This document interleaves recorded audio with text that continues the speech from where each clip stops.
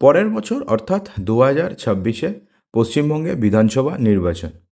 তার আগে 2025 সালে ভোটার কার্ড নিয়ে বড়সড় ঘোষণা করল নির্বাচন কমিশন এবং কেন্দ্র সরকার। সেক্ষেত্রে এবার থেকে যদি আপনাদের কাছে জন্ম শংসাপত্র না থাকে, সেক্ষেত্রে কিন্তু আপনাদের সমস্যা হতে পারে। তো এছাড়া আরও বেশ কিছু পরিবর্তন করা হয়েছে এবং যা নিয়ে তৈরি হয়েছে প্রচুর বিতর্ক। তো বিতর্কের কারণ কী এবং এক্স্যাক্টলি কী পরিবর্তন করা হয়েছে, চলুন জেনে নিই। তো বন্ধুরা দেখুন, এখানে বলা হয়েছে যে সূত্রের খবর, এবার ভোটার তালিকা সংশোধনে বিশেষ অভিযানে নামছে নির্বাচন কমিশন। কমিশনের এই বিশেষ অভিযানকে ঘিরেই তৈরি হয়েছে নয়া বিতর্ক। এনআরসির মতন পরিস্থিতি তৈরি করতে চাইছে, অভিযোগ করেছেন মুখ্যমন্ত্রী মমতা বন্দ্যোপাধ্যায়।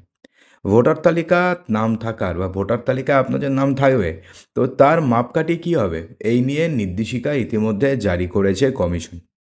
তো সেক্ষেত্রে বলা হয়েছে যে নির্বাচন কমিশনের যে ডিক্লারেশন ফর্ম রয়েছে, তো ডিক্লারেশন ফর্ম অনুযায়ী যাদের জন্ম তারিখ 1987 সালের 1 জুলাই থেকে 2004 সালের 2 ডিসেম্বর পর্যন্ত, এর মধ্যে তাদের ভোটার তালিকায় যদি নাম তুলতে হয় বা ভোটার তালিকায় যদি নাম রাখতে হয়, অর্থাৎ নাম নতুন করে তুলতে হোক অথবা যদি নাম রাখতে হয় ভোটার তালিকাতে, তো সেক্ষেত্রে নথিপত্র জমা দিতে হবে। এই ডিক্লারেশন ফর্ম জমা দেওয়া বাধ্যতামূলক করা হয়েছে। অর্থাৎ সেক্ষেত্রে আপনাদের জন্ম তারিখ যদি 1987 সালের 1 জুলাই থেকে 2004 সালের 2 ডিসেম্বর পর্যন্ত হয়, তাহলে সেক্ষেত্রে আপনাদের এই ডিক্লারেশন ফর্ম জমা দিতে হবে। এই নথিতে থাকতে হবে বাবা এবং মায়ের জন্ম পরিচয়পত্র বা বার্থ সার্টিফিকেট। অর্থাৎ এই ডিক্লারেশন ফর্মে বাবা অথবা মায়ের জন্ম পরিচয়পত্র এবং বার্থ সার্টিফিকেট কিন্তু থাকতে হবে। এই মর্মে কিন্তু ইতিমধ্যে একটা ডিক্লারেশন ফর্ম এসছে। তো সেক্ষেত্রে বিতর্ক ঠিক কোথায় তৈরি হয়েছে?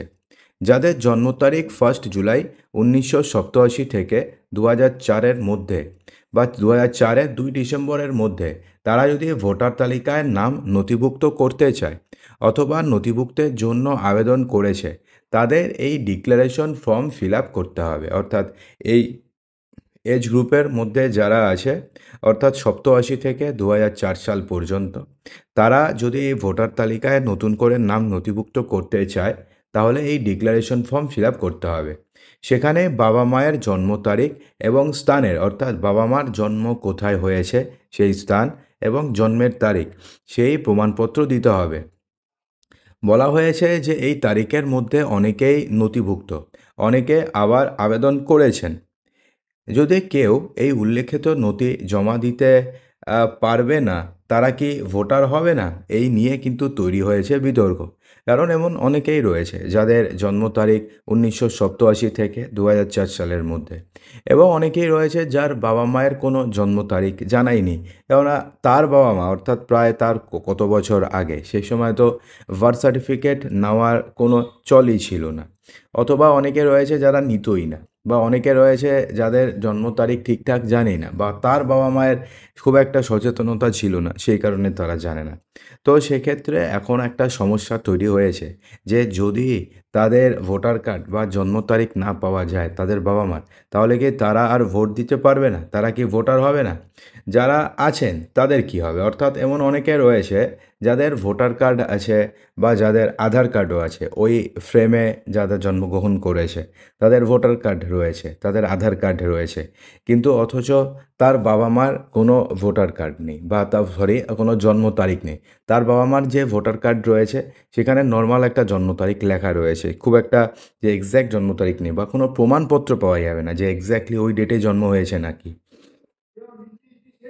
তো সেক্ষেত্রে বলা হয়েছে যে এর আগে যারা জন্মেছেন তাদের কি হবে? এই নিয়ে কিন্তু বিতর্ক তৈরি হয়েছে।